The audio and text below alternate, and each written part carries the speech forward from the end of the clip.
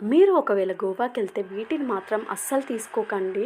రీసెంట్‌గా మా హస్బెండ్ అయితే గోవాకెళ్లారు. అక్కడ డ్రై ఫ్రూట్స్ చాలా తక్కువగా ఉంటాయి గదా అని తీసుకురమ్మంటే, నాకే పెద్ద పనైతే అయింది. చూడండి మొత్తం పొట్టుతో అయితే సేల్ చేస్తారు. మా హస్బెండ్ అనుకున్నారంట అవి కలరే అలా ఉంటాయేమో చూడ్డానికి అనుకున్నారంట.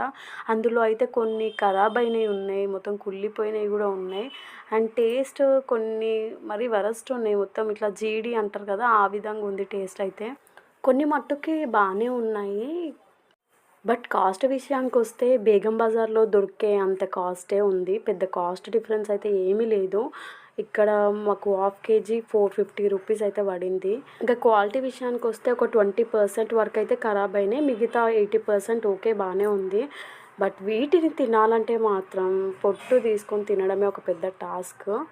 మీకు ఈ వీడియో హెల్ప్ అవుతుంది అనుకుంటున్నాను. నచ్చితే లైక్ చేయండి, షేర్ చేయండి, సబ్స్క్రైబ్ టు మై ఛానల్.